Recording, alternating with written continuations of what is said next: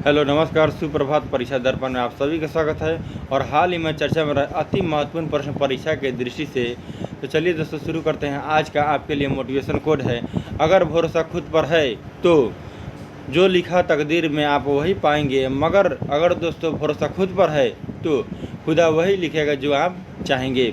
इसीलिए आत्मविश्वास के साथ आप लगे रहिए। चलिए दोस्तों शुरू करते हैं। आज का पहला प्रश्न है, भारतीय रिजर्व बैंक के नए कार्यकारी निदेशक के रूप में किसे नियुक्त किया गया है? इस प्रश्न का सही उत्तर है पी वासुदेवन को। इससे संबंधित अन्य बातों को देखते हैं।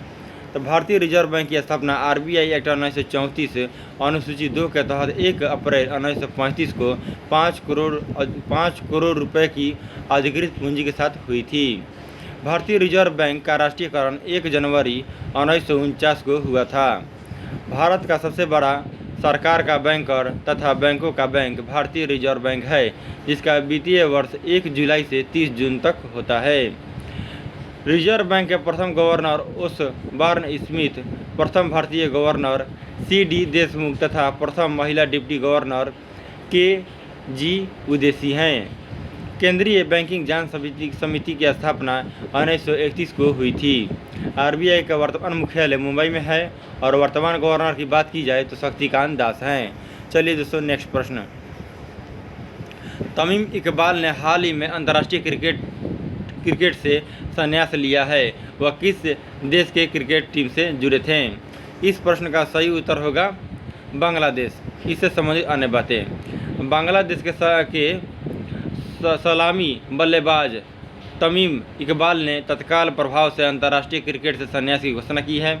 तमीम ने फरवरी 2007 में अपना वनडे डेब्यू किया और बांग्लादेश के लिए सबसे अधिक वनडे रन 8,338 और शतक की बात की जाए तो 14 के साथ अपने सीमित ओवरों के साथ अपने करियर की अंत की।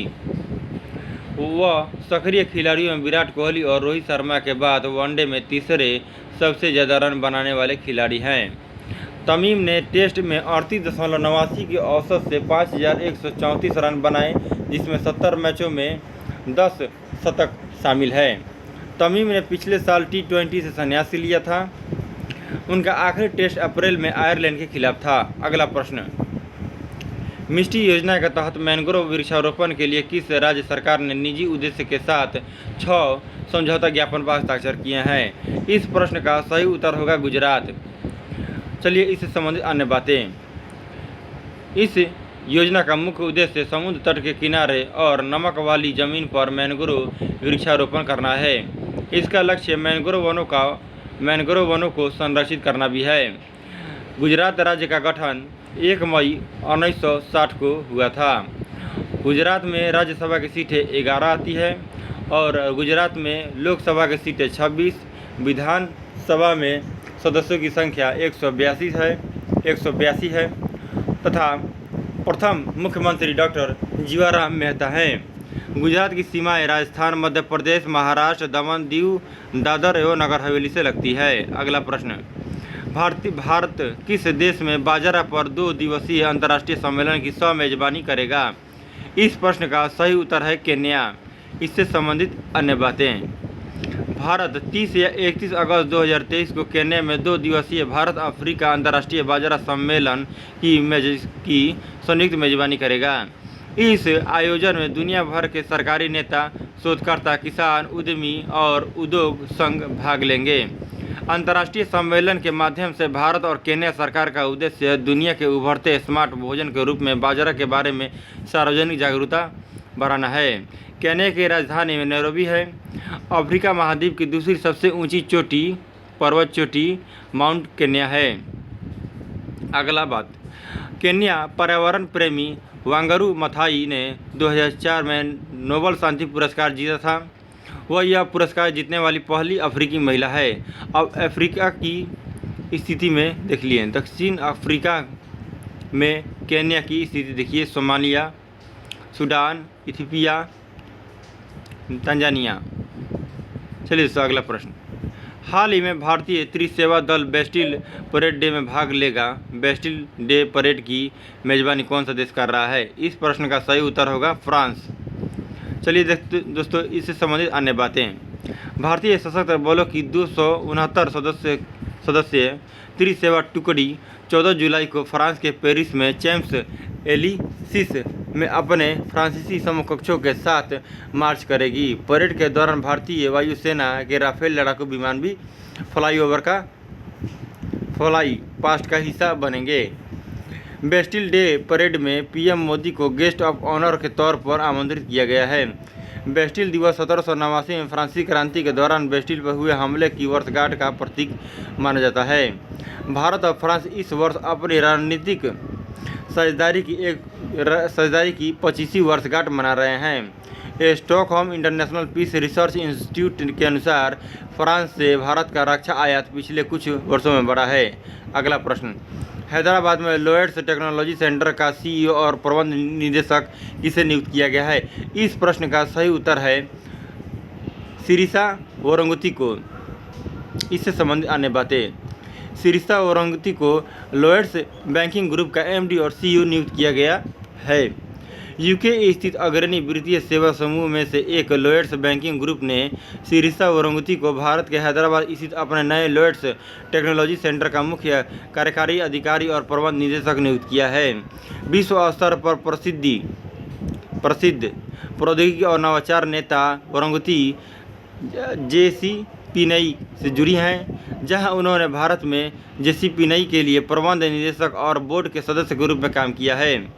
बयान के अनुसार वरंगती के पास आईटी आर्किटेक्चर, डेटा इंजीनियरिंग और फिनटेक इनोवेशन में व्यापक अनुभव है और उन्होंने कई वैश्विक कंपनियों में कई वरिष्ठ प्रौद्योगिकी पदों पर काम किया है। अगला प्रश्न, कौन सा राज्य भारत का सबसे बड़ा एमएफआई बाजार बन गया है? इस प्रश्न का सही उत्तर है बिहार। इससे संबंधित अन्य बातें, एक रिपोर्ट के अनुसार मार्च 2023 तक बिहार तमिलनाडु को पछाड़कर भारत में सबसे अधिक माइक्रो लैंडिंग वाला राज्य बन गया है।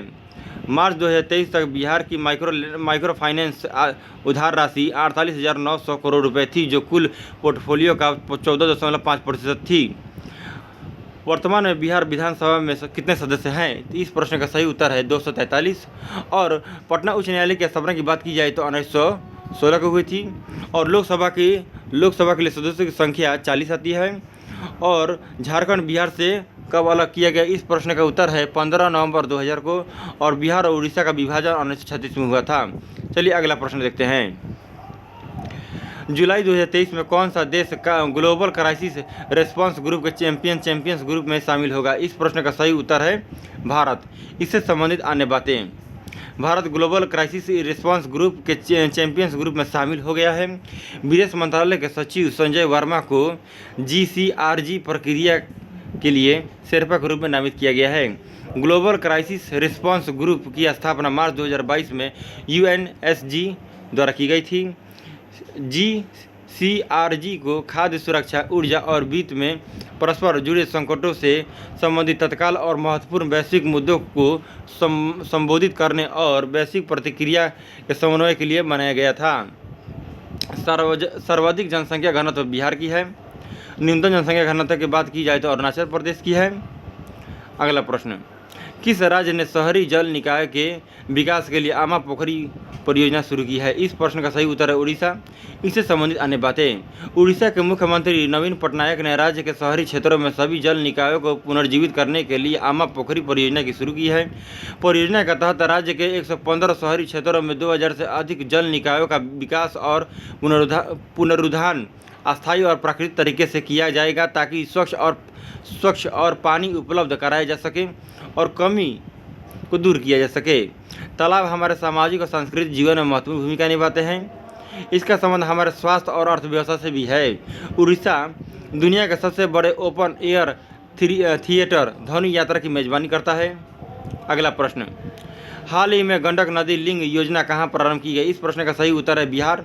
इससे संबंधित अन्य बातें, बिहार दिवस की स्थापना की बात की जाए तो 22 मार्च को और राजधानी पटना है। और उच्च न्यायालय की बात की जाए तो पटना में। और राजकीय भाषा के रूप में बात की जाए तो प्रथम आधिकारिक भाषा के रूप में हिंदी को और द्वितीय आधिकारिक भाषा के रूप में उर्दू को मान्यता दी गई है। और राजकीय वृक्ष पीपल है। और राजकीय फूल गेंदा। राजकीय पशु बैल। राजकीय पक्षी गौरैया। प्रमंडलों की संख्या 9, जिलों की संख्या 38, अनुमंडल 101, विश्वविद्यालयों की संख्या 21 है।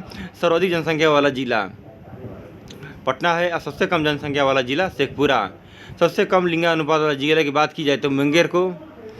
चलिए दोस्तों, इसी के साथ इतना ही, मिलते हैं नेक्स्ट डे। तब तक के लिए अपना ख्याल रखें। जय हिंद।